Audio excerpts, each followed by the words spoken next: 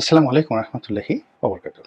সম্মানিত দর্শক, আওয়ামী লীগ সরকারের পতনের পর বাংলাদেশে ওয়াজের যে মাহফিল, এই ওয়াজের মাহফিলের সংখ্যা মারাত্মকভাবে বৃদ্ধি পেয়েছে। মানে যারা কখনো ওয়াজ করেননি কিংবা আধুনিক শিক্ষায় শিক্ষিত, কোরআন হাদিস সম্পর্কে যাদের অত পড়াশোনা নেই, এমনি বাংলা মাধ্যমে বা ইংরেজি মাধ্যমে পড়ে তারা যতটুকু কোরআন বোঝার চেষ্টা করেছেন, সেগুলো নিয়ে এখন দলে দলে মানুষ সেই মাহফিলে অংশগ্রহণ করছেন। এবং সেই বাংলাদেশের যে ওয়াজ বলতে একসময় জনাব দেলোয়ার হোসেন সাইদী, তারপর হাবিবুর রহমান যুক্তিবাদী, ওনারা খুবই জনপ্রিয় ছিলেন ওয়াজের ময়দানে। তো মূলত এখন যে ওয়াজ চলছে, প্রায় সবাই সাইদী সাহেবকে অনুকরণ করার চেষ্টা করছেন, কেউ পারছেন কেউ পারছেন না। এর বাইরে বেশ কয়েকজন বক্তা তারা ওয়াজের মধ্যে গান, অনেকটা জিকির করেন। সেই জিকিরটিকে মূলত অনেকটা হিন্দি গান, বাংলা গানের যে জনপ্রিয় সুরগুলো আছে সেই সুরের সঙ্গে রিমিক্স করে তারা জিকির করে মানুষকে যথেষ্ট উত্তেজিত করেন এবং আনন্দ প্রদান করেন। এটার একটা বিরাট অংশ, আমি নাম বললাম না, আপনারা সবাই জানেন।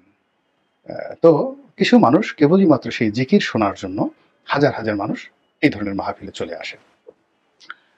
কিছু বক্তা আছেন যারা অশ্রাব্য ভাষায় গালাগাল দেন প্রতিপক্ষকে। ও কাফের, ও বেঈমান, ও মুনাফেক, ও ইসলাম থেকে খারিজ হয়ে গেছে, ও নির্ঘাত জাহান্নামী, এ সকল বাজে বাজে কথাবার্তা অনেকে বলেন। অনেকে সেই অভিনয় করেন, তারপরে ভীষণ রকম অশ্লীল কৌতুক বলেন। সেখানে যৌনতা থাকে, অশ্লীল অঙ্গভঙ্গি থাকে, আর অনেক কিছু। এবং মানুষ, বিশেষ করে দরিদ্র মানুষ যারা একসময় দল বেঁধে যাত্রা গানে যেত এবং যাত্রা গানের যে অশ্লীল নৃত্য দেখত, জারি গান শুনতে যেত, সারি গান শুনতে যেত, ফুটবল খেলতে যেত বা ফুটবল এর যে ম্যাচ এটি দেখত, আবহমান বাংলার কিংবা নৌকা বাইস, হাডুডু, তো সকল যে ক্রিয়া এবং কৌতুক, এই সব কিছু এখন বলতে গেলে বন্ধ হয়ে গিয়ে পুরো বিনোদনটি এখন ওয়াজের মাহফিলে সাধারণ মানুষ পাওয়ার চেষ্টা করছে। এটাকে কেন্দ্র করে ভালো দিক যদি কিছু থাকে, অবশ্যই ভালো দিক আছে। অনেক হেদায়েত প্রাপ্ত হচ্ছেন, অনেকে ধর্মের কথা শুনছেন, অনেকে তাদের জীবন যাত্রার মান পরিবর্তন করছেন, এটা আছে, আগেও ছিল, এখনো আছে, ভবিষ্যতে থাকবে। কিন্তু এটা নিয়ে যে ফেতনা তৈরি হয়েছে, ফ্যাসাদ তৈরি হয়েছে, সেটি হলো এই বিশাল কর্মযজ্ঞকে কেন্দ্র করে একটা অর্থনৈতিক বলয় তৈরি হয়ে গেছে। ওয়াজের মাহফিল আয়োজন করতে হবে, আয়োজন করলে প্রচুর টাকা লাগবে। এখন এই টাকা বড় বড় যারা ওয়াজ করেন তাদের সঙ্গে একটা কন্ট্রাক্ট করে তাদেরকে নেওয়া হয়, কখনো লাখ টাকা, কখনো আরও অনেক বেশি। আবার কোনো কোনো ক্ষেত্রে কালেকশনের উপর ভিত্তি করে যারা বক্তা তাদের সেই মান নির্ধারণ করা হয় যে উনি আসলে মাহফিলের জন্য কত টাকা কালেকশন করতে পারেন। তো এই নোংরা বিষয়গুলো হচ্ছে। ২ নম্বরে হলো যে আগে যেমন রাতে ওয়াজ হতো, এখন দিনে ওয়াজ হচ্ছে, সকালে হচ্ছে, এমনকি রাত ৩টার সময় ওয়াজ হচ্ছে। এবং গভীর রাতে এই সকল ওয়াজ বা দিনের বেলা ওয়াজ করার জন্য যারা জনপ্রিয় বক্তা তাদেরকে নেওয়ার জন্য হেলিকপ্টার ব্যবহার করা হচ্ছে। এবং এই হেলিকপ্টারের পেছনে এই ওয়াজের মরশুমে কত শত কোটি টাকা যে খরচ হচ্ছে, এই ধরনের হিসাব কিন্তু বাংলাদেশে কেউ নেই। তবে প্রায় প্রতিদিনই শত শত আপনি সিভিল এভিয়েশনের সাথে যোগাযোগ করে দেখবেন যে হেলিকপ্টারের রুট যে কটা কোম্পানি আছে তারা এই সময় বুকিং নিয়ে সারতে পারছেন না। তো এই কারণে কি হচ্ছে, যারা ওয়াজে যাচ্ছেন তাদের ভাব গাম্ভীর্য নষ্ট হচ্ছে, তাদেরকে সবাই হেলিকপ্টার হুজুর হেলিকপ্টার হুজুর, হেলিকপ্টার বক্তা ইত্যাদি ইত্যাদি ভাষায় বক্তব্য দিচ্ছেন। তৃতীয় যে সমস্যাটি দেখা দিচ্ছে সেটি হলো, কোন একজন বক্তা তার মাহফিলে হয়তো দেখা গেল ১ লাখ লোক এলো, প্রতিপক্ষ বলল ওখানে তো ১ লাখ লোক যায়নি, হাজার দশেক লোক হয়েছে। আবার এই কথা যে বক্তা যার মাহফিলে ১ লাখ লোক এসেছিল, সে শোনার পরে সেই প্রতিপক্ষের মাহফিলে যদি ২ লাখ লোক এসে থাকে, সে বলল যে ওখানে ৫,০০০ লোক এসেছিল, ও ধর্মের কি বোঝে, ও অবোধ শিশু। তো এই সকল কথাবার্তা কিন্তু চলছে। এবং সবচেয়ে বড় ব্যাপার হলো, এখানে নিজেদেরকে বড় করার জন্য কেউ অমুক পীরের মুরিদ, অমুক সিলসিলার তারা বা তরিকার তারা অনুসারী, তারপর কেউ নিজেদেরকে পীর হিসেবে তারা বর্ণনা করছেন। এবং অনেকে নিজেদেরকে কিম্ভূত কিমাকার দেখানোর জন্য আরব দেশের কায়দায় হোক বা অমুক কায়দায় হোক বিরাট বিরাট জুব্বা পরে, মাথায় বিরাট টুপি পরে, পাগড়ি পরে এমন একটা সুরত ধরার চেষ্টা করছেন যেন লোকজন মনে করে যে সে বড় মানুষ। তারপর এদের মধ্যে অনেকে আছে বিশাল ভুঁড়ি, খেয়ে দেয়ে বিশাল ভুঁড়ি, তাদের গালের যে চর্বি মনে হচ্ছে মুখেই কয়েক কেজি চর্বি তাদের আছে। এরপর থুতনির নিচে বিশ্রী রকম চর্বি তাদের হয়েছে। অনেকের দাড়ি আছে কিন্তু চর্বির কারণে দাড়িটা মানে নিচে নেমে গেছে। তাদের ঘাড়ে এত পরিমাণ চর্বি জমেছে অনেকের, যেগুলো দেখতে খুবই বিশ্রী লাগে। তো এই মানুষগুলো এই কাজগুলো করছে মূলত যে একটু মোটাসোটা না হলে, একটু ভুঁড়ি না থাকলে আমি যে একজন পীর বা আমি যে একজন বড় কিছু হম্বিতম্বিওয়ালা মানুষ হয়ে গেছি, এটা লোকজন বুঝবে কি করে। আর আরেকটা বিষয় রয়েছে যে মূর্খতা। মূর্খতার একটা বড় অস্ত্র হলো তারা গালাগাল দেবে। এবং গর্ধবের সবচেয়ে বড় পরিচয় হলো গর্ধব উচ্চ স্বরে কথা বলবে এবং বিশ্রী ভাষায় তার প্রতিপক্ষকে আক্রমণ করবে। এখন এই যে দুটো যে খাসলাত, একটা হলো গর্ধবের খাসলাত, যেটা স্বয়ং আল্লাহ রাব্বুল আলামিন পবিত্র কালামে পাকে গর্ধব সম্পর্কে বলেছেন যে ওদের মানে গর্ধবের কণ্ঠস্বর খুবই বাজে, খুবই বাজে। এরকম খুব বাজে ভাষায় প্রতিপক্ষকে, অন্য কাউকে নয়, তারা আক্রমণ করছে। তাদের সঙ্গে সাধারণ মানুষের কোনো সংযোগ নেই।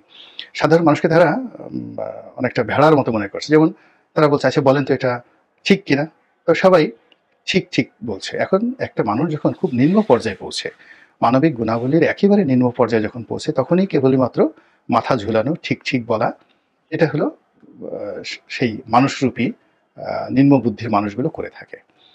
কিন্তু যারা সত্যিকার অর্থে জ্ঞানী গুণী, তারা দ্বিমত পোষণ করে, আলোচনা করে, বড়জোর সমর্থন জানায়। কিন্তু হাত উঁচু করে, সেদিন দেখলাম এক বক্তা এমনি দুষ্টুমি করছে যে আপনাদের মধ্যে কে কে গাঁজা খান, হাত তুলেন। মুহূর্তের মধ্যে দেখা গেল প্রায় সবাই হাত তুলেছেন। মানে হুজুর বলেছেন তাকে হাত তুলতে হবে, সবাই হাত তুলেছেন।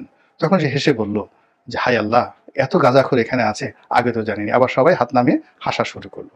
তো এরকম কোরআনের মাহফিলে, হাদিসের মাহফিলে এরকম রং তামাশার যে বিস্তৃতি, এটি ভীষণ রকমভাবে বেড়ে গেছে। সম্প্রতি যেটা হচ্ছে সেটি হলো বেশ কয়েকজন বক্তা তারা একে অপরের বিরুদ্ধে বিষোদ্গার করছেন। কেউ কারো মাথা নিয়ে আসার জন্য মূল্য নির্ধারণ করেছেন এক একটা জঙ্গি কায়দায়। এগুলো আমাদের দেশের মধ্যে যেভাবে হানাহানি বাড়ছে, দেশের বাইরে পুরো রাষ্ট্রকে একটি আইএস রাষ্ট্র, একটি জঙ্গি রাষ্ট্র হিসেবে যারা বিদেশের লোকজন তারা যদি মনে করে, তাহলে এই যারা বক্তা, ইসলামের নামধারী বক্তা, তারা সেই দায় দায়িত্ব তাদেরকে খুঁজে পাওয়া যাবে না। এর কারণ হলো এইখানে যারা আসে হাতে গোনা অল্প কিছু লোকজন ছাড়া। যেমন ধরুন পীরের ছেলে পীর, এখন পীর জনগণের। আমি এক পীরকে জানি, আমার ছোটকালে দেখেছি মানুষের বাড়িতে মিলাদ পড়াতেন। মিলাদ পড়াতেন, খুবই দরিদ্র, অন্য একটা জায়গা থেকে এসেছেন, লেখাপড়া কোথায় কি করেছেন, কোন পর্যন্ত করেছেন কিচ্ছু জানি না, কিন্তু তিনি পীর হয়ে গেলেন এবং খুবই বড় পীর হয়ে গেলেন। এবং পরবর্তীতে তার হাজার হাজার কোটি টাকার সম্পত্তি, 1000 বিঘার উপরে তার সেই বাড়ি। তার সন্তানদের মধ্যে বেশ কয়েকজন যারা আছেন আত্মীয় স্বজনের মধ্যে, এদের মধ্যে যত রকম অশ্লীলতা, সেই মদ্যপান থেকে শুরু করে আরও অশ্লীলতা যা কিছু আছে, এদের আপনজনের মধ্যে, সেই পীরের আপনজনের মধ্যে সেই জিনিসগুলো ছড়িয়ে পড়ল। তো যা হোক, এরপরে তারা সবাই পীরজাদা, সবাই পীরজাদা, মুখে দাড়ি নেই, এখনো মদ্যপান করে, কিন্তু তারা পীরজাদা। তো এরকম পীরজাদা ছাড়া বেশিরভাগ ক্ষেত্রে প্রথম জেনারেশনে যারা পীর হন, বক্তা হন, এদের সবাই দরিদ্র পরিবার থেকে এসেছে। এদের দীনতাহীনতা, মন এবং মানসিকতা একেবারে নিম্নমানের। এরা কমি লাইনে পড়াশোনা করেন কিংবা আলিয়া লাইনে পড়াশোনা করেন। এখন যারা কমি লাইনে বা আলিয়া লাইনে পড়াশোনা করেন, আপনি দেখেন যে আমাদের সমাজের একেবারে দরিদ্র মানুষের ছেলেমেয়েরা সাধারণত এখানে পড়াশোনা করেন।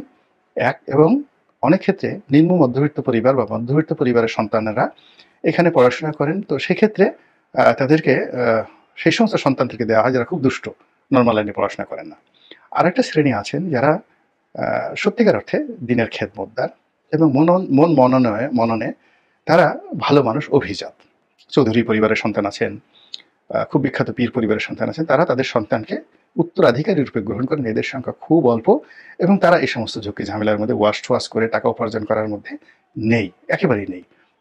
এরা দিনের খেদমত করেন, মাদ্রাসা চালান, কিংবা বড়জোর রাজনীতির সঙ্গে সম্পৃক্ত। কিন্তু এই ধরনের বক্তা হওয়া, ভাড়া করে যাওয়া, হেলিকপ্টারে চড়া, প্রতিপক্ষকে গালাগালি করা, এগুলো এদের মধ্যে নেই।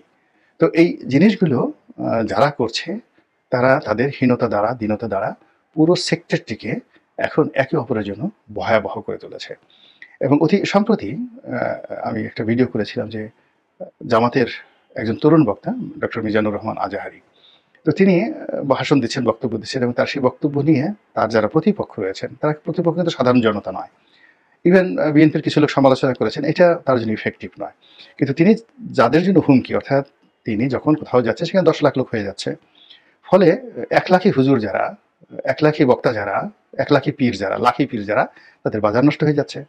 ফলে আজহারী সাহেবের ভুল ধরছে, ভ্রান্তি ধরছে, তাদের যারা সমর্থক রয়েছেন, মুরিদান রয়েছেন, তারা গিয়ে সেখানে বিভিন্ন দ্বন্দ্ব ফ্যাসাদ তৈরি করছেন। তারপরে শেষে আজহারী সাহেবকে অপদস্থ করার জন্য পিছন থেকে ভুয়া ভুয়া শব্দ বলছেন, বিশৃঙ্খলা তৈরি করছেন, এবং এইরকম একটা বিশৃঙ্খলা তৈরি হয়ে গেল সিলেটে অতি সম্প্রতি। এবং এই জিনিসটি এখানে থেমে থাকবে না, এই জিনিসটি থেমে থাকবে না। এর কারণ হলো জনাব আজহারী, তারও ভক্ত রয়েছে এবং তার পিছনে জামাতের মতো একটা বিরাট শক্তিশালী সংগঠন রয়েছে। তো কাজেই যে সকল লাখ টাকার বক্তা, যে সকল হেলিকপ্টার বক্তা, যারা আবার নিজেদের কে অনেকে বাগদাদের অধিবাসী মনে করেন, অনেকে মক্কার অধিবাসী মনে করেন, কেউ হয়তো দেখা গেছে নিজের নামের পাশে সি, তারপর শেষে জি, রি, এগুলো যুক্ত করে নামের শেষে, নতুন নতুন অদ্ভুত মাদানি, যেমন একজনের নাম মাদানি। এখন তিনি কি করেছেন বলা গেলে, কেন তিনি মাদানি? তিনি মদিনা শরীফ গেছেন, এই জন্য তিনি মাদানি, বা তিনি মদিনাতে পড়াশোনা করেছেন, তিনি মাদানি। আরেকজন বললেন যে না, মাদানি লেখা যাবে না। আর একজন বলছেন যে আজাহারি, বলছে যে আমি আল আজহার বিশ্ববিদ্যালয়ে পড়েছি, এই জন্য আমি আজাহারি। তো এই বিষয়গুলো নিয়ে নিজেরা তর্ক করছে। একজন বলতেছেন আমি অমুক সি, অমুক বি, অমুক ডি, এরকম। অথচ এই শব্দগুলো, আরবি শব্দগুলো যদি আপনি অনুবাদ করেন, বাংলাতে অনুবাদ করেন, মানে এত বিশ্রী সব শব্দ বের হয়ে আসে, হ্যাঁ, যে বিশ্রী সব শব্দ আপনি কল্পনাই করতে পারেন না। যেমন ধরেন একটা শব্দ যদি কেউ বলে, আমি উদাহরণ করলাম, যেমন ডাব্বা। ডাব্বা, তো ডাব্বা শব্দটি পশু, জাস্ট অ্যানিম্যাল, ডাব্বা। তো এরপর যদি আপনি তার সাথে আবার সযুক্ত করে দেন ডাব্বাস, ডাব্বাস, তাহলে এটা হয়ে যায় ফল বিক্রেতা বা ধরুন কোনো শরবত বিক্রেতা, ডাব্বাস। আবার যদি আপনি বলেন ডাব্বাসি, ডাব্বাসি, তাহলে ডাব্বাসি কি হয়ে গেল? সেটা হলো ফল বিক্রেতার বীর্যে, ঔরসে জন্ম নেওয়া একজন সন্তান। মানে আপনি যদি বলেন যে আমি ডাব্বাসি, তাহলে আপনি মানে একজন ফল বিক্রেতা, ডাব্বাস, সেই ডাব্বাসের পুত্র হতে হবে, আদারওয়াইজ আপনাকে কি বলা হবে? এটা গেল আরবিতে। যদি বাংলায় ধরেন, তাহলে ডাব্বা, ডাব্বা হলো মূল শব্দ যেটা পশু, ডাব্বা, তার সঙ্গে যদি ব্যুৎপত্তি যোগ করেন, ছয় শিকারে সি, সি মানে নেতিবাচক, ডাব্বা সি। অথবা ডাব যোগ বাসি, ডাব যোগ বাসি, ডাব্বাসি। বাসি মানে মানে পশু যখন পচে গলে বাসি হয়ে যায়, দুর্গন্ধযুক্ত হয়ে যায়, তখন ডাব যোগ বাসি, ডাব্বাসি। তো এইভাবে আপনি শব্দগুলোকে যদি বাংলা বা আরবিতে আপনি ব্যাখ্যা করেন, মুহূর্তের মধ্যে আপনি এমন সব বিশ্রী জিনিসগুলো নিয়ে আসবেন যেটা আমাদের সাধারণ আমজনতা জানে না। কিন্তু এইগুলো তারা করে মূলত হীনমন্যতা থেকে, নিজেদেরকে অতিমানব, মহামানব, বড় মানব মনে করতে গিয়ে সে নিজের অজান্তে নিজেকে অভিশপ্ত করে ফেলে। এবং এই পুরো জিনিসটি আমাদের যে ধর্মীয় অঙ্গনে যে সম্প্রীতি ছিল, মহব্বত ছিল, এক পীর আর এক পীরকে যে সম্মান করতেন, এক বক্তা আর এক বক্তাকে যে সম্মান করতেন, এই জিনিসগুলো নষ্ট হয়ে একবার যদি মারামারি, হানাহানির পর্যায়ে চলে যায়, তাহলে আমরাও পাকিস্তানের মতো একটা ব্যর্থ রাষ্ট্রে পরিণত হব। আল্লাহ আমাদের এই ফেতনা ফেসাদ থেকে রক্ষা করুন, হেফাজত করুন। আসসালামু আলাইকুম ওয়া রাহমাতুল্লাহি ওয়া বারাকাতুহু।